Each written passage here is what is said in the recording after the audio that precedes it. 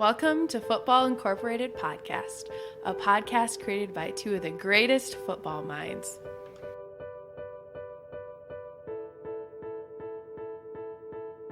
Hello, everyone, and welcome to another fantastic episode, well, I hope it is, episode of Football Incorporated. We try. I'm here joined by my good friend, Patrick Arthurs. My name is Cody Kirsten. We're your host and co-host of this podcast. And good morning, Patrick. How you doing on this lovely Friday afternoon after the first official NFL game? Man, it just feels right. Football's starting up. Tomorrow, obviously, is college football, but this upcoming Sunday, we have a full slate of games. You can't beat that feeling, like knowing that you wake up on a Sunday, and as for us, like I go to obviously going to church, then coming back home, eating lunch, and just watching football all day. That is just one of the best feelings ever. Yeah, I remember back when I went to GRCC, Grand Rapids Community College here in Michigan. I would just, every Sunday, I would go to church, I'd eat lunch with my family, and then I'd just drive over to your house, and we'd watch NFL Red Zone until it ended, and then we'd always watch the night game. And it was way too much football. Our eyes would bleed by the end of the day, but it was such a fun time.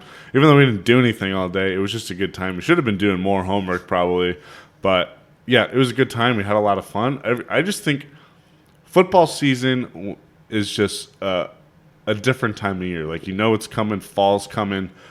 Just those intermingling things together of football and fall. You got like the ciders, you know, the warm donuts, and you know, on a cool crisp afternoon, you're sitting down with a nice ale, and you're you know, watching football. It's a good time. Oh, exactly. And I just think football is one of those sports that brings people together.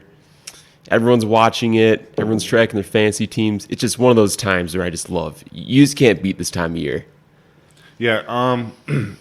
So, although one thing I don't love was that Bears-Packers game last night. I am an avid Bears fan, and I try and keep my biases away, you know, from the show. I try and, you know, keep it real with you guys. But I'm just going to admit, like, I'm a huge Bears fan.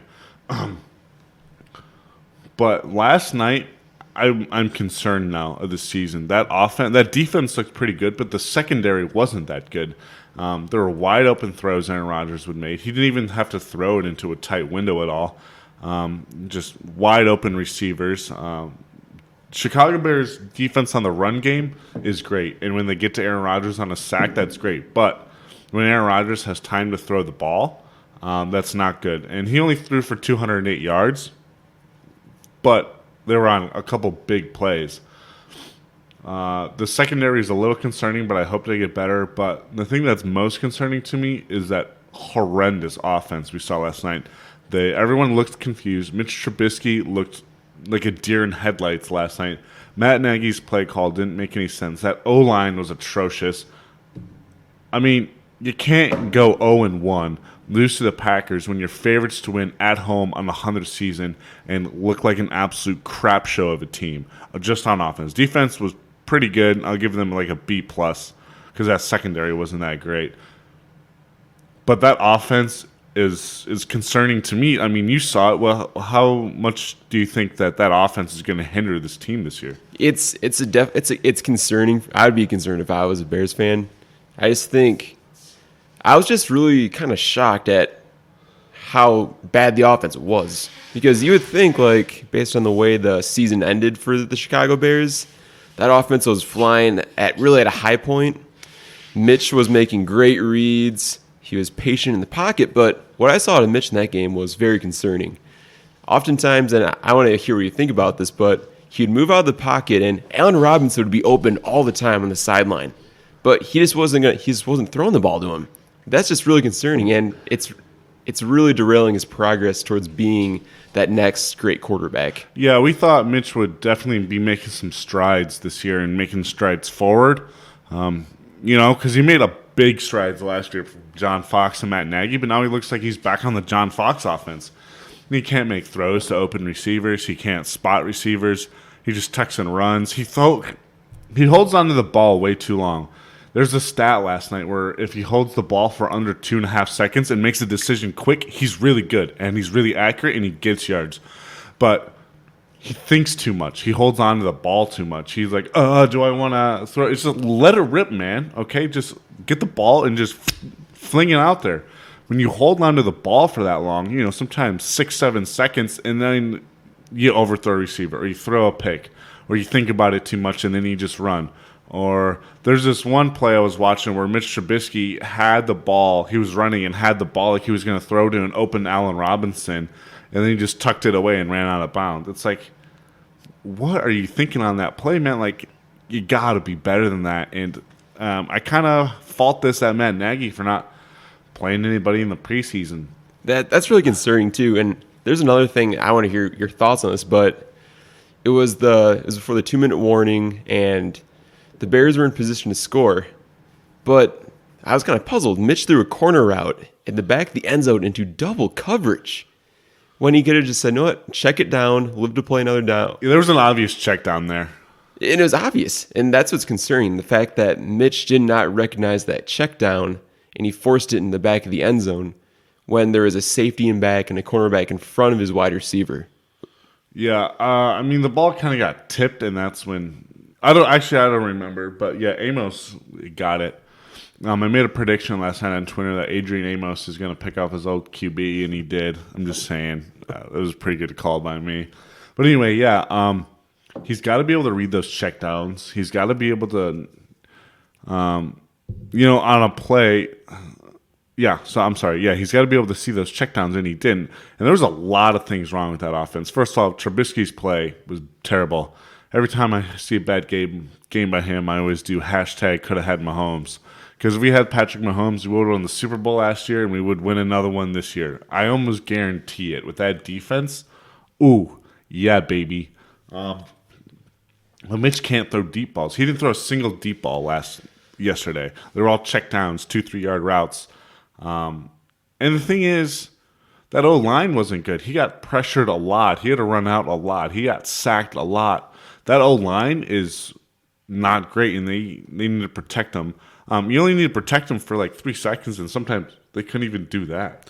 And I guess and again, I was watching this channel, Brett Kohlerman. He really breaks down like a lot of players and teams, and he's saying he's the most difficult quarterback to judge because he's just so inconsistent. And this he really showcased this in the game against the Packers, because he had one great throw to Allen Robinson, 27-yard, just perfect dime back shoulder fade. It was phenomenal. But then I see his other throws. He's overthrowing wide receivers. Way underthrew a lot of people last night. It's just frustrating because he had such a great year last year. Not great. I mean, it was good enough. He went 1-1 his first year. He went 2-1 last year, touchdown to interception ratio. So I'm hoping for 3-1 this year. But right now we're 0-1. So I don't know about this guy, man. I think they're going to get rid of him in 2 years if he plays like this. It's definitely concerning, but I want to highlight one player that may not got a lot of attention, David Montgomery, the rookie running back. He's a beast, I have to say. He should be the lead back. He does it all. He's great at running routes. He can count on for like 25, 30 carries if the Bears were willing to do so. And he's better than Mike Davis. Clearly, I don't get why Mike Davis is getting more carries than. I think they're just trying to feel who's who, but that's what the freaking preseason's for. But they didn't play anybody. So I don't get it. I don't think they ran the ball really anytime. In the second half, they did it a few times, but Tariq Cohen didn't get a single rush. It was all between David Montgomery, and Mike Davis. But Tariq Cohen didn't get a single rush. They pushed him out to wide receiver the whole game, and that didn't really work. Yeah, that offense just kept shooting themselves in the foot. At one point, they were right in touchdown range, okay, and then it was 1st and 30, and then Trubisky threw a dime pass over a receiver. Allen Robinson caught it, but he pushed off. So then it got deleted, and then it was 1st and 40, and they didn't even get a field goal out of it. It's like, you can't win football games. Just bad coaching, bad offensive play calls, bad execution all around the board. And that's on everybody on that team. David Montgomery, when he got the ball, was good, but they didn't give him enough chances to run. When Mitch Trubisky throws the ball 48 times, you go 26 for 48 and 228 yards, that's terrible. and a pick, that's terrible. I mean, I'm speechless of how terrible of a performance that was by Chicago. Defense, great job. You're off the hook, okay? Secondary, it'll get better, I think, just, with people learning the new team. That's okay. You held Aaron Rodgers to 10 points and only 1 touchdown, but you let some big plays, okay? But defense, you're pretty much off the hook. But offense, it's concerning now. This is looking like that Rex Grossman offense back in the day where the defense was good, but that offense couldn't produce anything. And I mean, the defense will be able to put you guys in games, but offense needs to finish it. I mean, Chicago didn't even have a takeaway yesterday. Khalil Mack, I think he was barely even present last night. There was a lot of people that we didn't hear of. They kind of made some plays. Akeem Hicks, we obviously know him. And there's a couple other players that did a really good job. So it's good on the defense, but man, I'm concerned with the Chicago offense right now. Trubisky can't throw a freaking football. It's concerning. And that saying in football, it's like a matter of few plays that decide games. This was the case in this game because clearly there's one throw by Aaron Rodgers that set the tone, that kind of set the Packers apart. He threw a 47-yard bomb down the field to his wide receiver. And as you pointed out earlier, blown coverage, no safety was there. So all he had to really do was just throw the ball in the area and let his wide receiver run and get it. And I think with plays like those, Chicago needs to fix that going forward. Because if you're going to play against elite quarterbacks, you're going to get scorched. And believe me, if we see a more innovative offensive coach from other team again, no offense to Matt LaFleur, but if we see like coaches like Sean Payton, they're going to exploit those weaknesses. And guess what? You're going to fall behind, and if your offense is not producing, it's going to be a long day. Yeah, and it was a long day. It made me want to just pull the hair and eyes out of my face because it was so terrible. Trubisky can't throw a football right now, and that's a little bit concerning because he's your freaking quarterback. All right, that's what I'm doing on that. Terrible game. Chicago, you should be ashamed. Highlight of the game. Eddie Pinheiro made a field goal, so that's something. Good for him. He should have. I say they should have lined him up for a 62-yarder right at the beginning of the game to see what he got. I don't know. That's just me because if he made that, it would have been good. But the thing is, Mitch Trubisky not making throws breaks his confidence. You're 1st and 30. He makes a throw. I was like, oh. And then it got called back, and that just shatters your QB's confidence. He looked scared the whole night, didn't know what was going on. You could see it in his face. He did not look like he wanted to be there. And again, Chicago blows a freaking game. At least last year when they went, when they lost, it was like, okay, this team's different. Okay, John Fox, Arizona. Matt Nagy looks good. Defense is solid. Mac is a beast. Mitch Trubisky made strides last year, and it looks really solid. It's like, okay, we lost, but I see a lot of potential in this. I see no potential in this offense right now. And hopefully Matt Nagy just chews them out and tells them that they suck because they do suck. And I get why Trubisky wanted to – kept having him throw because they were down 7-3, and he had to keep getting yards. Running is only going to do so much, and eventually the Packers did figure out the run game. They ran it a few times, and then they got stuffed. It's like, okay, now we got to pass. I don't know. It's a terrible game. Too predictable. I mean, I think another key sign for Mitch is, can you play through adversity? Because if we look at Aaron Rodgers last night, he was getting pummeled last night. Sometimes his massacred. His offensive line wasn't giving much help at times. He was struggling. He missed some throws he probably should have made. But the key is you stay in the pocket. You never let your guard down, and once that play becomes available, you make the play. And Mitch did not make any plays that would have helped the Bears win the game. You're right. I think Trubisky in the pocket isn't a very good quarterback. He makes plays outside the pocket. But he didn't even make plays outside the pocket. He made a few good throws. I'm like, that's solid. But you're in the NFL now. It's your 3rd year. Step it up, okay? You're playing like trash. You're throwing like trash. You look horrible, okay? I'm disappointed in that whole during that whole offensive side of that ball. what a train wreck. Okay. Okay, so that's flip sides. The Packers. That offense didn't really produce that much. They had a couple big plays in there, which Aaron Rodgers solely made by himself with his arm. Except that one play down the middle with the safety and a couple other open throws. I mean, that's what gets you. That defense for the Packers looked pretty good. There was this one saying that one of the players on the Packers made. He goes, as long as we can get Mitch Trubisky to play quarterback, we'll have a good game. And that was a shot at him because he looked bad. And he was right. As long as you can get Mitch Trubisky to play quarterback, you'll probably win the game if he plays like that. So a little shot at Trubisky there. But as like they played last night, I don't blame him.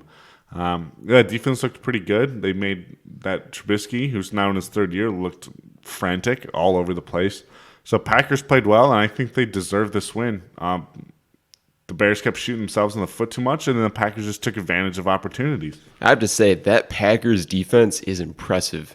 Especially, there's the rookie that they highlighted, Darnell Savage. Here, again, I don't want to jump the gun on comparisons, but people are saying he has the potential to be the next Earl Thomas in the NFL. Because of the fact he's so versatile, he can cover a lot of space back in his free safety position. But again, I think for the Packers, this is a nice win, obviously, because the defense stepped up. But in order for them to be contenders in the division and to make the playoffs, that offense needs to step up.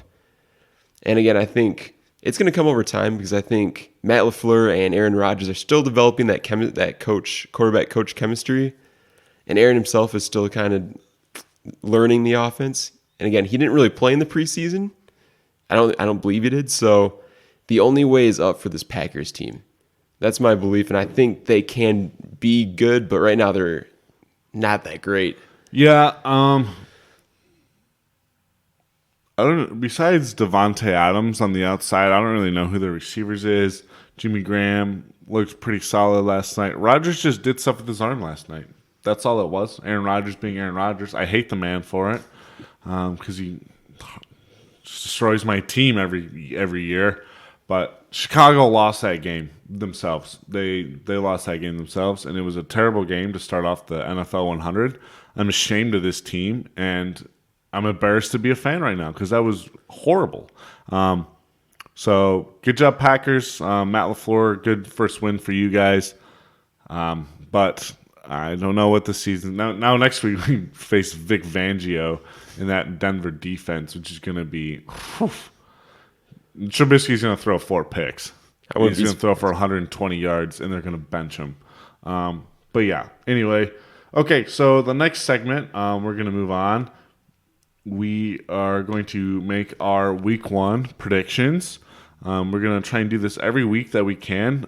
So what we'll like to do is review games afterwards on Sunday and then make NFL predictions and stuff on Friday. But we're both in school, so we'll see how that really actually goes. But yeah, so week 1 of 17. Here we go. Packers, Bears. We already talked about that. Falcons, Vikings. I'm going to take the Vikings on this one. I think that Kirk Cousins coming into his second year on that offense is really good. Stephon Diggs is a great receiver. That defense, after they signed Barr again, I think that really solidifies their linebacking core. And that defense was pretty good last year in general. Yeah, I think Kirk Cousins is going to make good moves this year, and I think that offense can be really explosive, and that defense, not the best, but not the worst. I think they sit about 8 or 9, I think, in the whole NFL, which is pretty good. Yeah, I mean, I think the NFC North, just a quick thing, it's going to be very defense heavy. Oh, yeah, I couldn't agree with you more on that. I mean, Bears defense, the Vikings defense, the Lions defense is underrated, and that Packers defense we saw last night. It's going to be good old NFC North football that Chicago is going to win 4 games. They're going to go 4-12 instead of 12-4, I bet. Anyway, so I have the Vikings for those reasons. What do you think? I think this is going to be a pretty close game. Obviously, we have 2 really good quarterbacks, Matt Ryan, Kirk Cousins.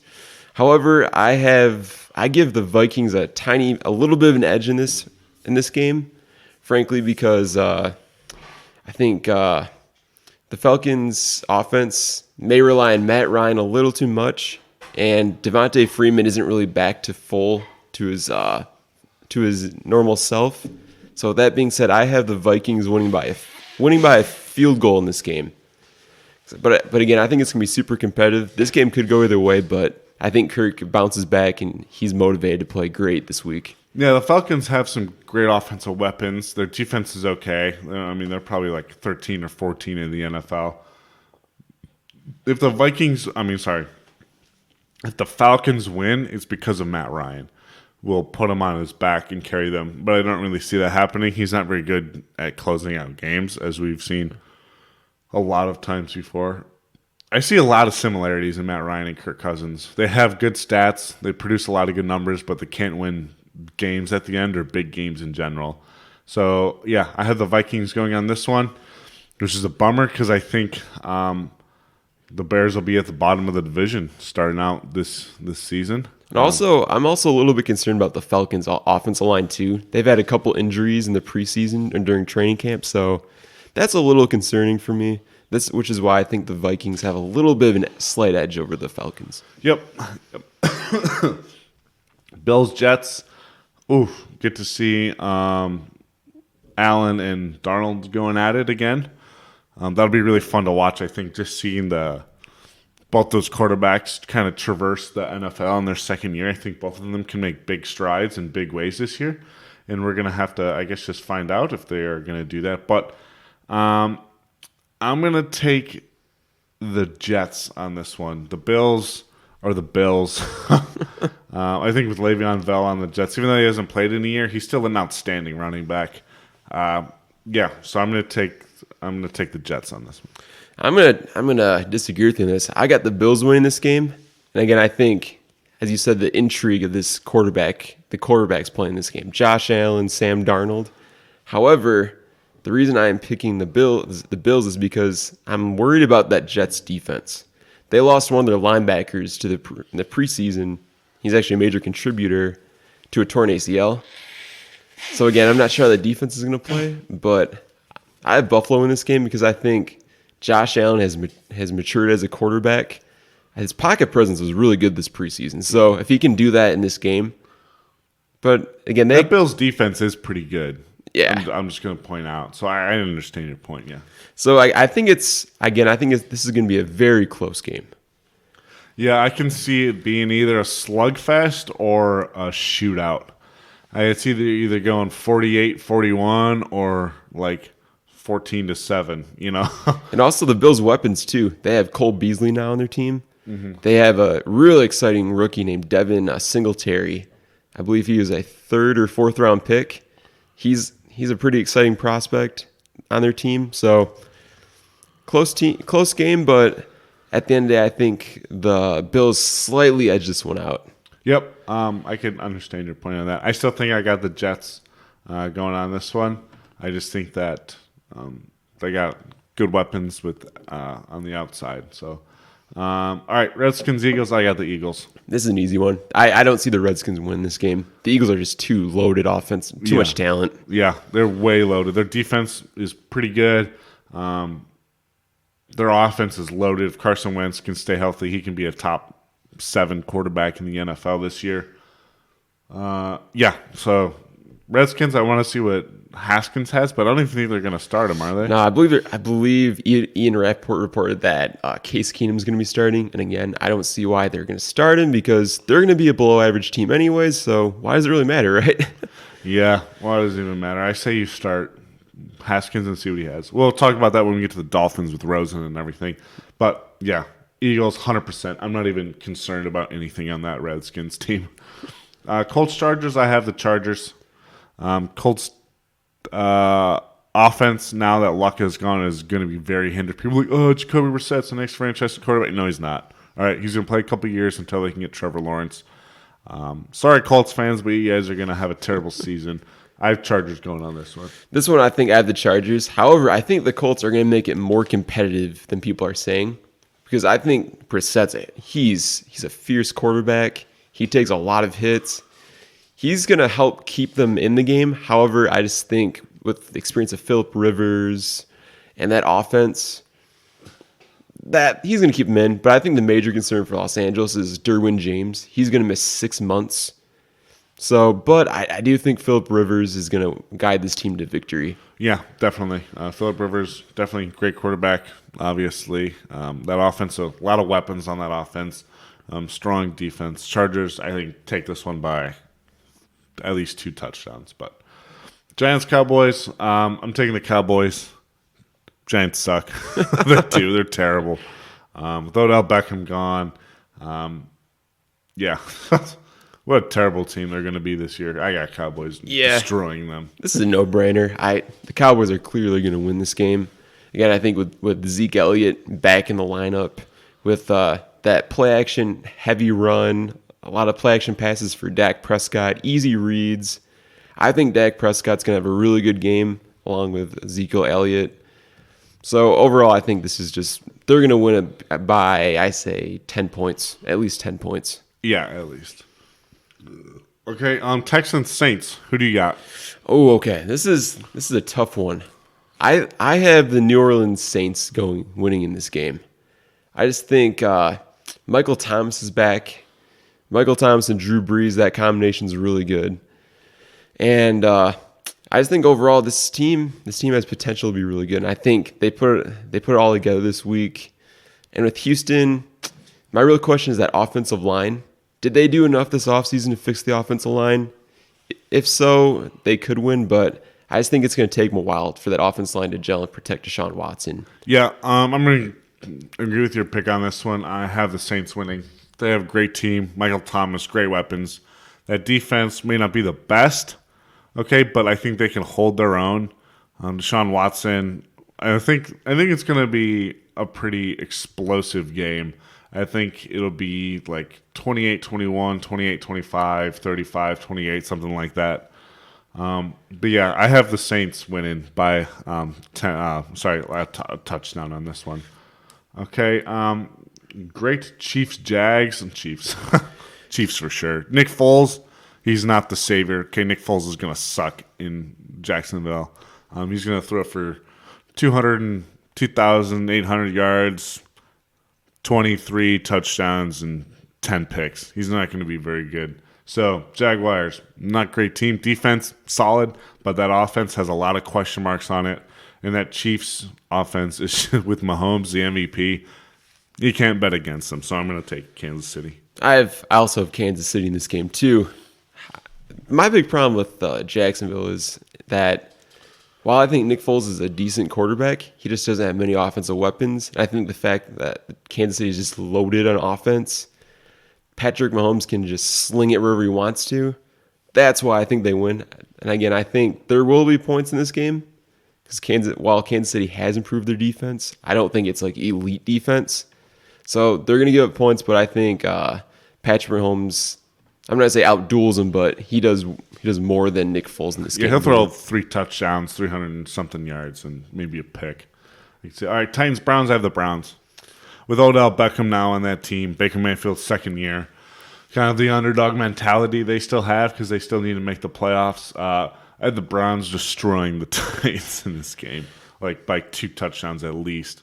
I think the Browns are going to win this game, and Baker's going to throw 4 touchdowns. As he said, I think at a press conference, the Browns wide receivers should be licking their chops against Tennessee. Man coverage galore. OBJ, Jarvis Landry. That's like a Madden dream team right there. That's just insane. I think the X factor on this Browns team is Rashard Higgins. He's their 3rd wide receiver, given that Antonio Callaway suspended. But he's going to have a touchdown this game. I would not be surprised with all the attention Jarvis Landry and OBJ get. So Cleveland's going to just dominate this game. Yeah, they're solid running back core. They have solid defensive front. I think that this team all around, I know there's a lot of hype surrounding it, but I mean, on paper, they look like a Super Bowl team right now, right? I mean, am I crazy? It's not I crazy. think that it's just all about Freddie Kitchens and how he's going to coach them. And it looks like he's been doing a decent job. So I think I take the Browns in this one by a lot of points. I'll get a 2 touchdown spread on this game for the. Yeah, Tennessee's going to crumble and Mariota's going to get traded. at the end of this year. I'm going to be surprised if Ryan Tannehill starts at some point, too. Yeah. I wouldn't too. Ravens, Dolphins. I have the Dolphins. No, I'm just kidding. Dolphins are going to lose all their games this year. I have the Ravens, even though I'm not real excited about Lamar Jackson because all he does is run and he can't really throw a pass. I still have that defense on the Ravens is real good, so I'm going to take them against Ryan Fitzmagic and Josh Crap Rosen. No, actually, I want Rosen to start. I want him to start the whole season. It doesn't make sense why you're going to.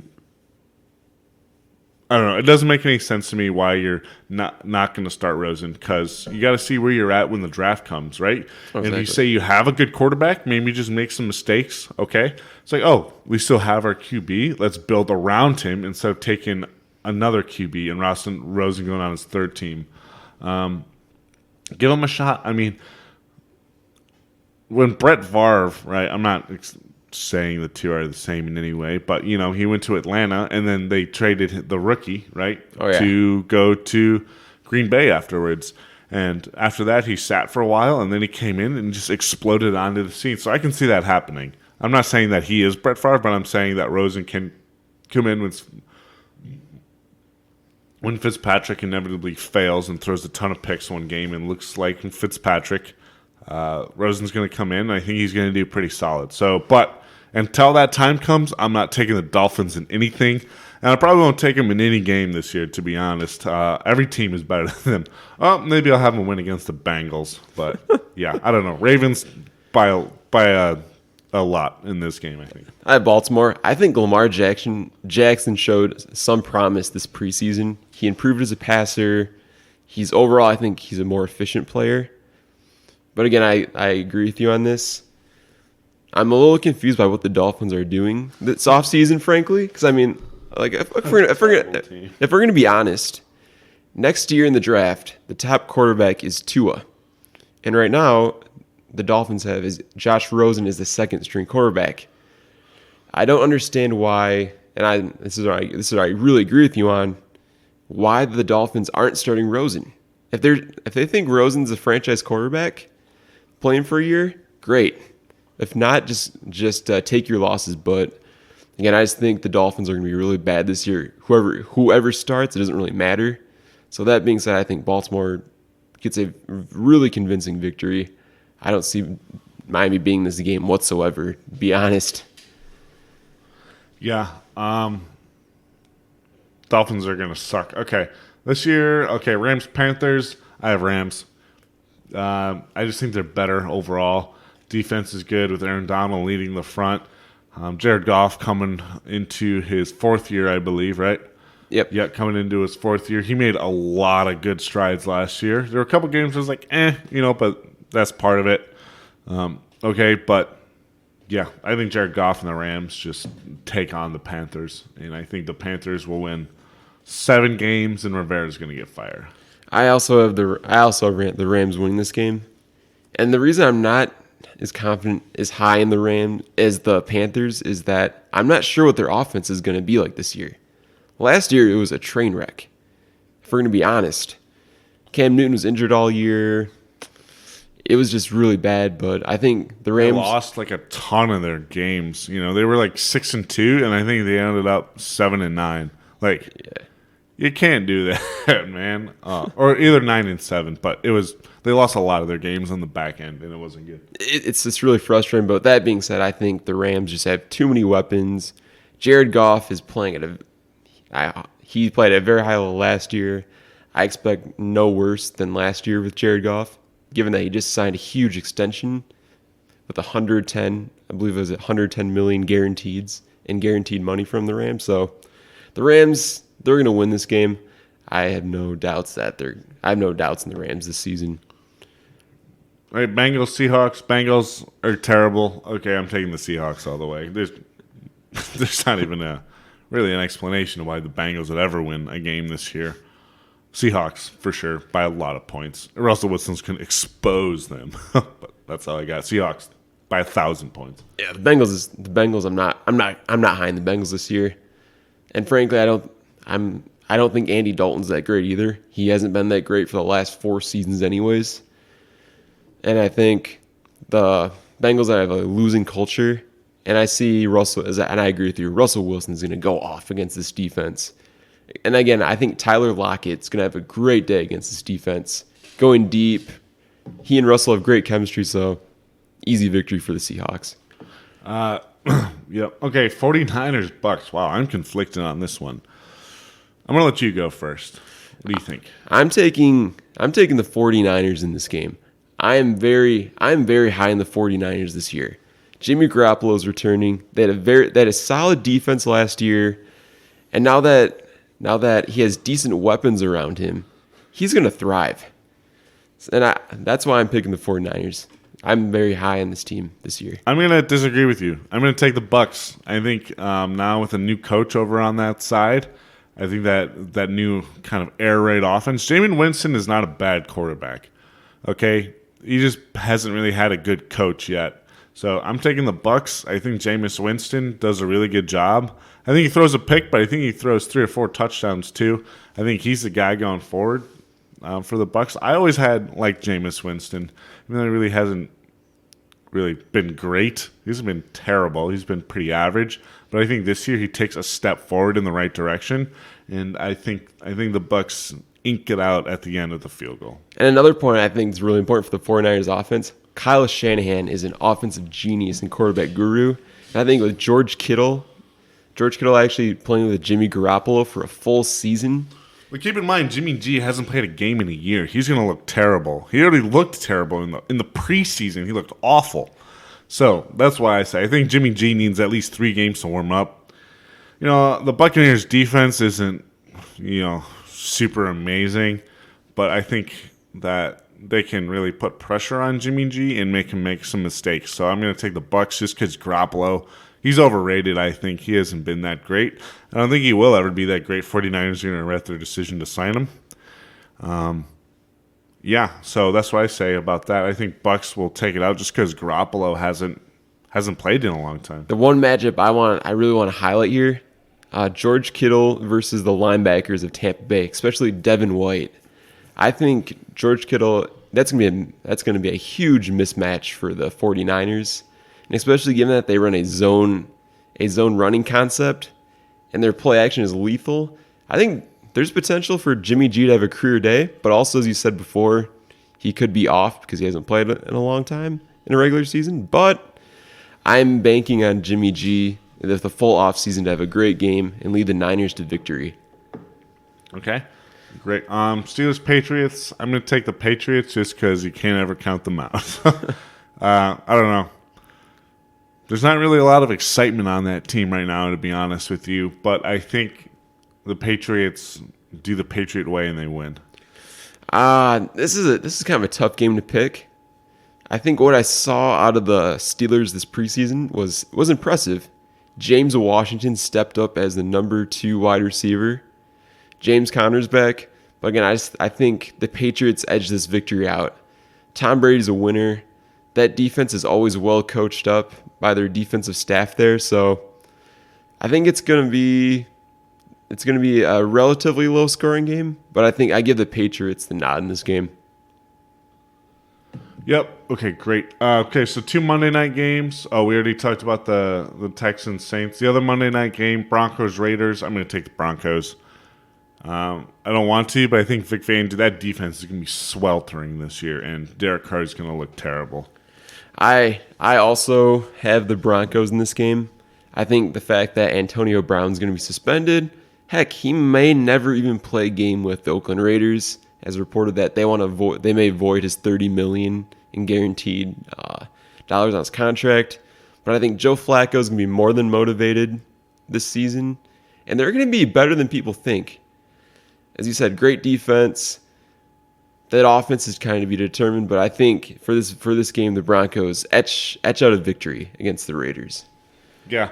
So those are our predictions for the week. One thing I want to talk about real quick is Antonio Brown. I know a lot of people have. What an absolute child. I mean, you got your helmet. Okay, you didn't really get your helmet, but that debacle's over. And then you want to punch your GM in the face? Dude, what are you doing? You're going to lose all your guaranteed money. You're going to get suspended. I don't understand what Antonio Brown's doing. He's like an absolute chotch right now. What a child. I'm so disappointed in his behavior. What's your take? It's just so irresponsible. I really don't get it what he's doing. I'm frustrated. This is the reason I'm really frustrated with the situation. He thinks that the rules that the NFL sets when it comes to missing training camp, missing walkthroughs and stuff does not apply to him. He's upset because he's getting fined $50,000. He could be fined $50,000 for missing that. And again, it's like, grow up, do your job, and be with your team. He's making so much money, and he has the audacity to just $50K. Yeah, that's a lot for us. But when you make, I don't know how many millions he's making. He's making a lot. Suck it up. You knew you had to go to practice. You knew that you had to do these things, and you just decided not to. No, that's not the way you do it. I know you're a hard worker, Antonio. I've seen your workout videos. Okay, I've seen what you do. Okay, you're a great player, but you need to seek out some sort of help because you need to delete your Twitter or delete Instagram or something because you're causing way too many problems that needs to be. And it's just so stupid how you always need to be the center of attention, good or bad. It's like, be professional. You know what I mean? It's like anytime you're talking to your boss, you have to treat your boss with respect. Again, when you go off on your GM about a fine, it's like, my goodness, grow up. And there's more context to this. The team, and again, Mike Mayock didn't make the decision whether or not that he was going to actually recoup that money from Antonio Brown through those fines. He should have just had a conversation with him, and guess what? Be professional about it. It's your job. In every other job people work in, you have to be professional, and Antonio Brown is not acting like a professional. It's embarrassing. He's bringing that drama from Pittsburgh to Oakland. It's only going to tear that locker room apart. Yeah, I think right now he did get suspended. I think they're suspending him. I don't know how long, but we'll see what goes from here. He's toxic. He should never play on an NFL team. He's toxic. He may be good, but he's gonna run himself out of the NFL with his own mouth, and that's not great. He needs to seek help and do something. I would hate to be Aaron Rodgers' agent. That sounds just like a terrible job to me. But, yeah, if you have any last takes on anything, you got anything? I just think overall, this season, I want more competitiveness. It's just getting boring time and time again to see the Patriots in the Super Bowl every year. And winning. And obviously, yeah, winning, obviously. I think for the NFL, for the goodness of the NFL, it would be nice to have other competitive teams do well this year. And I think the fans want it too, but obviously I think the games are played on the field. Whatever team plays well wins, so it's going to be a really interesting season, I think, all around. Yeah, I'm really looking forward to this football season. I'm not looking forward to watching my Bears suck this year, but that might be what it has to be. I got high hopes for a lot of teams, a lot of good rookies coming in, a lot of second years, third years, fourth years, so I'm excited to see what these players do. And with that, we are off. Thank you for listening, and have a good weekend, and we'll talk to you later. See ya.